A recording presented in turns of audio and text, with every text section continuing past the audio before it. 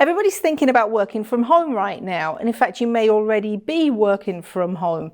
So how do you make your working from home more productive? Because I know that it can be quite difficult. The first thing, I've got 5 tips for you, and the first thing that I really want to mention is so important, and that is get dressed.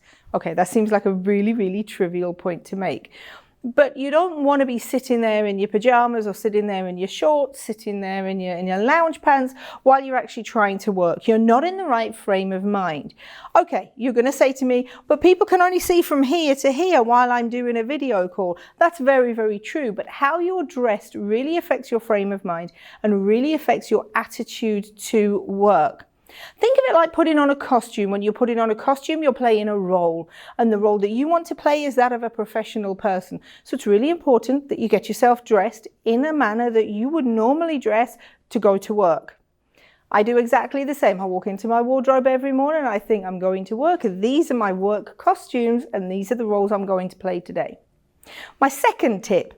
Take breaks. It's so easy when you're at home to not take a break because you feel guilty. You feel as though, oh, I'm not going to go and make coffee, or I'm not going to go and watch that TV program, or I can't put the washing machine on because, I should be working right now. Don't forget, when you're in your work environment, you take breaks. You go and get coffee. You might go and take a lunch break to go and do some shopping. You take breaks at work, so take breaks at home as well. And believe it or not, if you actually take the time to ensure that you're hydrated, you're more productive anyway. My third tip is to over-communicate. What do I mean by that? Do I mean talk to people relentlessly? Not necessarily, but you want people to have the reassurance that you're there. So you do need to over-communicate. Make sure that if somebody sends you a message that you reply to them promptly. If somebody is sending you an email, then make sure that you at least acknowledge them and use these collaboration tools, things like Slack and Teams.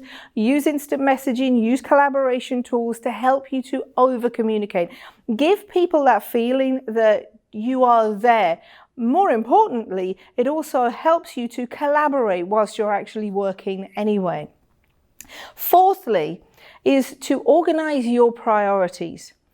It's not something that you may do during the day at work. Maybe you wait to see what comes up, what's happening. Maybe you wait to see what your manager wants you to do. Well, you don't have that luxury when you're working from home.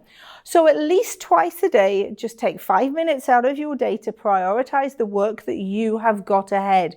And take the time to schedule that day as well. And that's point number 5, schedule your day. There are lots of apps available that can help you to focus, and that's what you really want to do. It is easy to get distracted when you're working from home. There is no doubt about it whatsoever. So take the time to ensure that you can focus on the task at hand. Use apps like FocusMate, for instance. They will help you to perform just basic time management that will help you focus on what is right in front of you right now without being distracted by something else. Most importantly, when you're working from home, you need to be safe, but you also need to be productive. So just follow these 5 tips and you'll find yourself having a much better work environment.